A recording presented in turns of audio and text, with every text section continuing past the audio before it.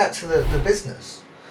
Is it the business's responsibility to put in a mentoring place, a mentoring program, and to assign? Is it the business's responsibility to facilitate and just structure it? Because I think one of the things that's here, I think we can agree that there's so much value both for the mentee and the mentor and the sponsor and the sponsoree. I should probably know that as somebody that writes, but I don't. But there are clear benefits. There are clear benefits for the individuals and the organisation. There are also clear pitfalls that we've touched on, like just ending up in this, like bias of everyone that I'm going to train is going to be from Cardiff and male and white, and I'm just going to build an empire of mini Chris's, which quite frankly, I don't have a big enough ego to say that would be a good thing. It'd probably be a pretty awful world if that came true. But is there a requirement for the business to put some buffers in to say, right, you need to go out of your lane a little bit here, Kris? We really like the fact that you're prepared to take time out of to help the next generation. But these are some structures that you need to follow. You need to make sure that it's not just everybody like yourself. You need to be working with people of different genders, sexualities, ethnicities. You need to be able to understand that there is more than just this one viewpoint. And this is how we progress. And this is how we stop talking about these issues as something that we're just going to tick box. And actually, this is how we drive a valuable workforce in the whole. So to try and crystallise that into a question, Lauren, I suppose the question is, how much rigidity must a business impose, and do they create the program, or are they just a facilitator? I think there's there's so many ways to skin this particular cat. I've seen where there are programs in place that have not been successful. I've seen where people, if they're not asked, they just don't do. What would I suggest? I would say anybody who is in a leading role, they are either leading it. They could just be a team lead, but they are leading. That their manager talks to them about mentoring others, and I would start right at the very start, because everybody's got valuable knowledge and experience they can share. I don't care what age or level of experience you are, everyone has different experiences that they can share. So there is value to be added. You can also do reverse mentoring, also possible. But I would say that I want to say mandate, but I feel that's a bit strong. But I do think mentoring is part of leadership. So if someone's early in their career and the company sees them as becoming a leader, on high potential, all that type of thing, how are they going to test that? Well, ask them if they are mentoring people. And then that will open the question. Hopefully the person says yes, or says, yes, I want to. Then it will be, okay, who are you going to mentor? How many? And then you can have that conversation about, are you mentoring someone different to you, or are you gravitating to people like you?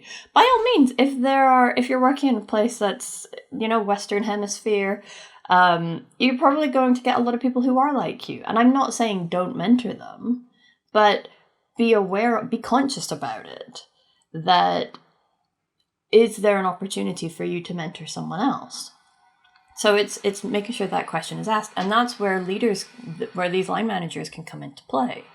Now, if there is someone in a team lead role that they think is an awful people person, because we know these things happen, again, the line manager, rather than put them in a box and say, no, you're terrible with people, mentoring could actually be an opportunity for the mentor to develop these skills. Because one-to-one, it's a lot easier than, having a team of 10 people that you're trying to work out, okay, how do I inspire them, motivate them, as well as making sure the job gets done.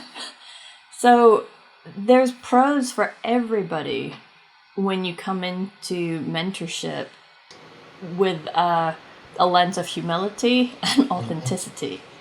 Anything other than that, if you're not humble and you're not authentic, what are you doing there? Why are you working with people? Yeah.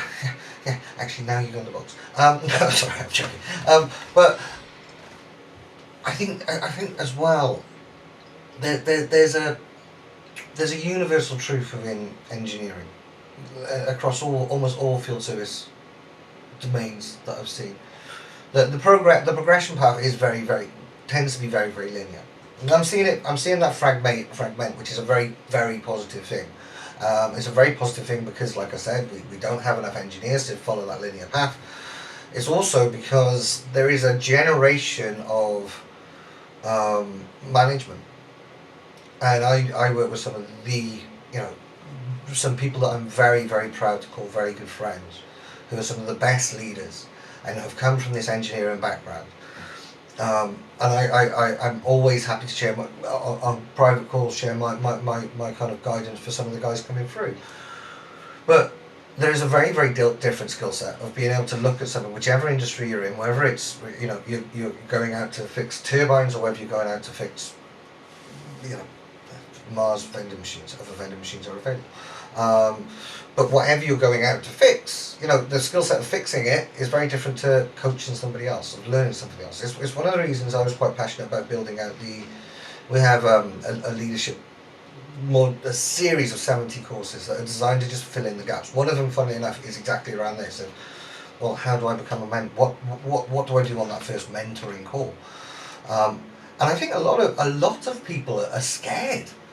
They get an imposter syndrome of like, I can teach somebody how the technical stuff, but even when they've had a career of 10 years of leadership, they don't necessarily see themselves in that role. And so I think there's a big part of it is encouraging that. And I really, really like the idea of it almost being, I know I'm not putting words in your mouth here, but the takeaway I got was it should almost be part of a gateway towards leadership, or part of the pathway towards leadership. Okay, you've come to line manager level, now we want to see if we can progress you to regional manager level. To do that, these are some of the steps, and some of those steps is taking on a number of mentees. I always get that mixed up. Mentees always sounds like it should be an American mint as well. So I really struggle with the word. I always say it and then I'm like, is that right? No, it is right. But no, that's a really big takeaway for me actually, Lauren. I think I just want to kind of put a pin in that one for those watching. That perhaps that might be the next step when you're looking at your next development, because you're mentoring somebody, whether you're putting that label on it or not.